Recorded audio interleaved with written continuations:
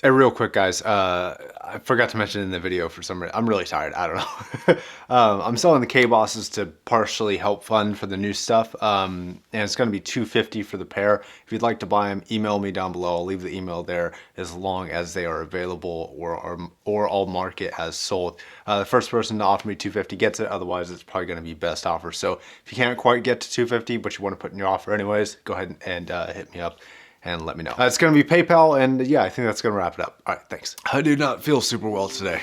So lots of water, lots of coffee. Okay, so today, normally I like to have somewhat of a plan of an idea of what I'm going to say, what I'm going to talk about, just so that everything kind of runs a little more smoothly, but I do not have that plan today.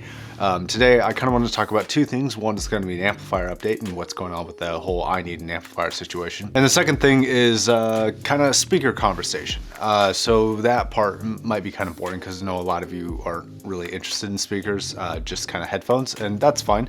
Tomorrow I have a Taconi Blue review coming out, so if you're interested in that sort of stuff, just wait till tomorrow. You don't have to watch this video. Okay, so the amplifier update. The first thing, I think I found an amp that I'm going to get. I'm not going to tell you what it is, but I don't think it's one of the ones that I talked about in the previous video. I think it's a different amplifier, and you can guess, but I won't tell you. Probably at the end of this week or next week, I'll probably have it in my hands. So yeah, there's that. And it should be pretty awesome. I think I'm gonna get a good deal on it. And I'm kind of just finalizing everything, making sure that's exactly what I want before I actually commit to getting it. So speakers, what's the deal with speakers? Well, first I should start off by saying that any of the speakers that I'm going to talk about, I have no experience with whatsoever. I don't really consider myself an experienced speaker person to begin with. And my knowledge for speakers as a whole is actually pretty limited. I know a lot about sound, I know a lot about headphones, not so much about speakers. So I'm kind of hoping that some of you guys have experience, either good or bad, that you can either point me in the right direction or kind of steer me away from the wrong direction. Okay, so I wrote down a few options for speakers that I'm looking at getting. And one of the things that, before I get into the list of speakers that I am interested in, I kind of want to say this kind of out loud because I haven't quite figured out how I feel about it. But I can't figure out if I want a speaker that is going to be a good test against other speakers, or if I want something that's more enjoyable. Now, what do I mean by that? This goes into that like whole reference sound. So what's considered like a reference sound, in my opinion, as a reviewer, it shouldn't necessarily be the most enjoyable thing in the world. It could be, but the most reference thing doesn't have to mean the most enjoyable thing. So like, you know, you could like emphasize bass, or you could like emphasize highs, or you could prefer V-shaped, or you could prefer a mid-range hump, or whatever it is.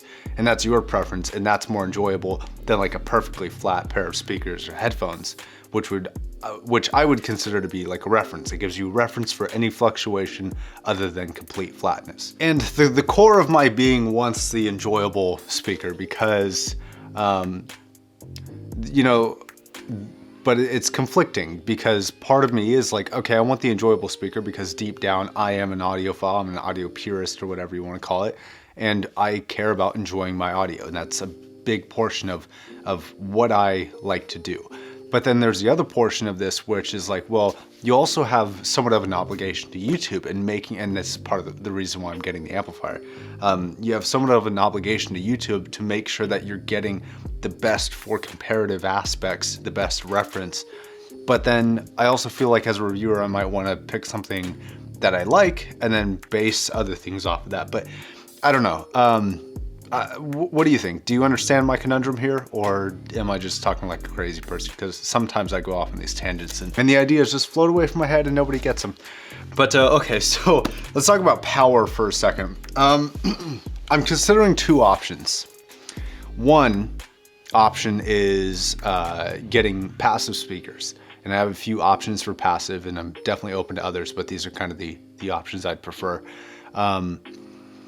And I'll probably end up getting a Bass X1000, or I'm sorry, Bass X100. So about a 50-watt speaker amp. Not the best thing in the world, but given the price and performance, I think it's a good option. And no, that's not the headphone amp I was talking about. The headphone amp is going to be separate. And if I do that, that lowers like the maximum price I can put towards a passive speaker pair to about $250. And then if I get powered speakers, I'm looking at about $300 to $350 for the powered speakers. Now these could be monitors if you think that that'd be a good option, and these could be just bookshelf speakers, just standard for music bookshelf speakers. They are going to be used near field, and right now the options that I have are the KEF Q100 for passive speakers. I also have some Warfendales and the ELAC, either B5 or the B6s. Now, preferably, I like the B6s. I like the look of them. I think I'm gonna like the larger size, although I've heard that they're not, they're kind of hard to drive. And I don't know if a 50-watt speaker amp is gonna be enough to power them. But I'm just kind of thinking out loud here. If you think it's gonna be fun, let me know in the comment section down below.